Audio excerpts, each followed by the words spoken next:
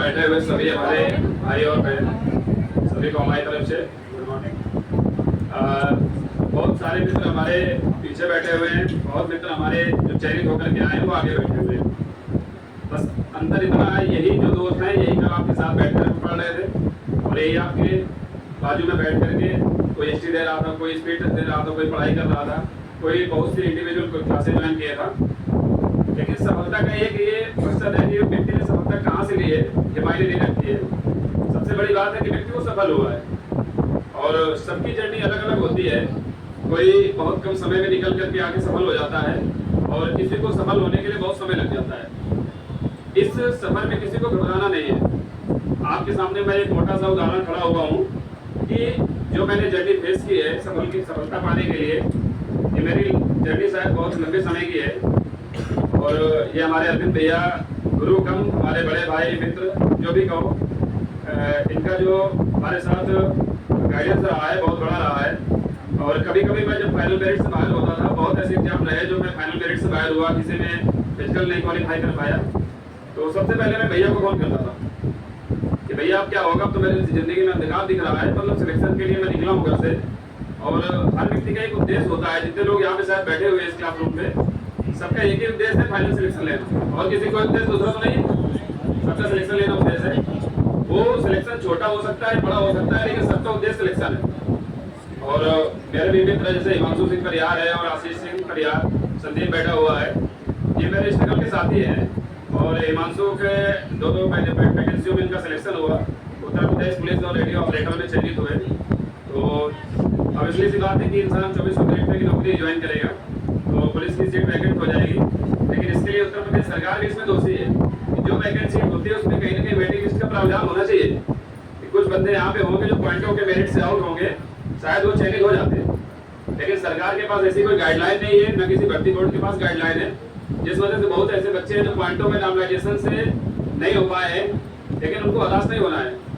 हमारा संघर्ष सर जी के साथ में, जब सर जी ने अपना स्ट्रगल चालू किया था, अलग से कोचिंग डाली थी, तब से हम सर जी से जुड़े हैं।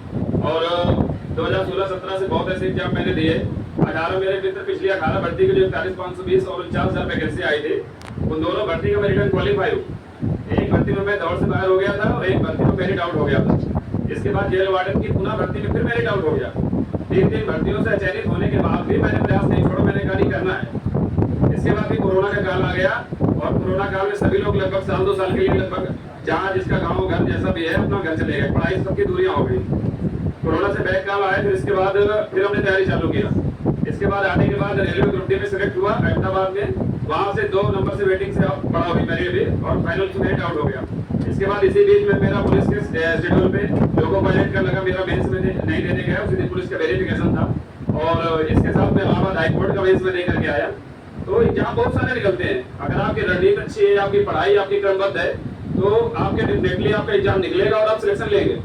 लेकिन सबसे अच्छी चीज़ है कि आपको जो मेरी स्ट्रेटजी है, जो मैंने फॉलो किया है 7-8 साल मैंने तैयारी करने के बाद जो मैंने अनुभव किया है कि आज इस साल पे एक 19 साल का बच्चा बैठा हुआ है, भाई हमारा मित्र है, वो भी यूपी पुलिस बनने जा रहा है और हमारे जैसे उम्र के लोग भी यूपी पुलिस बनने जा रहे हैं। तो सफलता की एक सबसे बड़ी चुनौती है कि अगर सेम आप किसी वैकेंट में रिक्रूटमेंट में आप सेम प्रोसेस में फॉर्म अप्लाई करते हैं तो आपको नौकरी सेम ग्रेड में नहीं मिलेगी।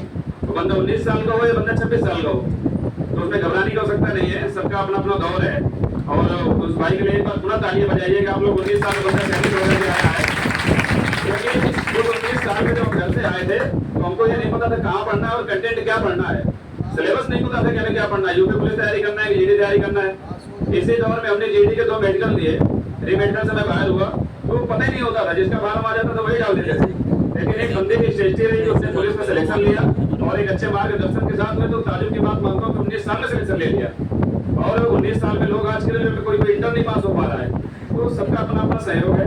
बाकी सफलता के लिए एक काम जो मैंने किया है, सबको मैं कहता हूँ, आप भले दिन में 4 घंटा पढ़िए, 6 घंटा पढ़िए, लेकिन पढ़ते रहिए।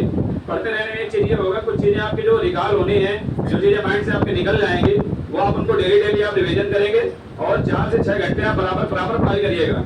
बहुत इसमें ऐसे बच्चे होंगे जिनके घर में सपोर्ट नहीं मिल पा रहा होगा, 4-6 साल हो जाते हैं, तो उनको लगता है कि हम कहाँ से करें और फाइनेंशियल इशू आता है, तमाम रिश्तेदारों का प्रेशर आता है। लेकिन कुछ नहीं, अगर आप सफलता के लिए निकले हैं तो आपको सफल होना है, ये बिल्कुल दृढ़ संकल्प कर लीजिएगा और दृढ़ संकल्प के साथ तैयारी करिएगा, निश्चित सफलता मिलेगी।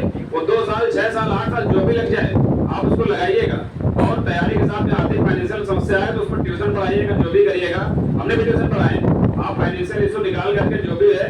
और मैं तो इस संस्थान के बहुत कहूँगा, प्रशंसा करूंगा कि भैया के सामने कोई ऐसा अगर असहाय व्यक्ति आया है जो फीस नहीं सबमिट कर पा रहा है या फिर किसी प्रकार से पारिवारिक समस्या है, तो भैया एक ऐसे शख्स हैं जो मैं इनसे बहुत मैं क्या कहूँ, इतना मतलब डेली रिश्ते हैं हमारे जैसे भैया से।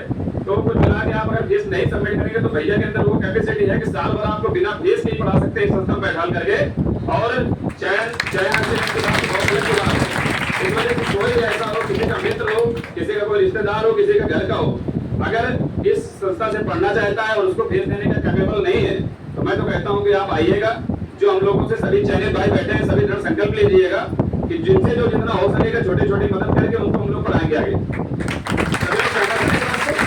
सभी लोग पढ़ाने का काम करेंगे, उसकी फीस सबके शेयर में ज्यादा से ज्यादा 20-20, 50-50 रुपए आएगा, इससे ऊपर नहीं आएगा। अभी सब लोग एक ग्रुप बनाइएगा, उसी ग्रुप में से उस बच्चे को पढ़ाने का काम करिएगा। अगर कोई अपने मित्र मंडली अगर वो सिलेक्शन से वंचित रह जाता है और आपके बगल में बैठा रहा है या फिर आपका दोस्त यार है, तो मैं तो कहता हूँ कि जब उसका सिलेक्शन हो जाएगा तो बहुत खुश होगा आपसे, आप भी चयनित होंगे, वो भी चयनित होगा, एक ऐसी मंडली बनेगी और आपका चयनित ग्रुप बन जाएगा।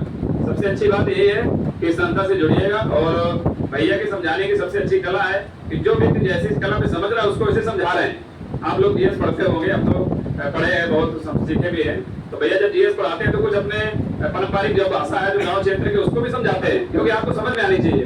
क्योंकि इनका भैया का जीएस सब्जेक्ट ऐसा है कि उसको मैथ्स भी समझाना है, आपको हिंदी भाषा में समझाना है, नहीं कोई समझ रहा है तो उसको जिस भाषा में जैसा समझ रहा है तो मिला के जीएस समझाना है। मैथ तो एक ऐसी चीज है कि आपको प्रॉफिट लॉस पढ़ा रहे हैं, सीपीएसपी आपको सब एमआरपी आ रहा है तो उसमें आपको सबको बताएगा वही।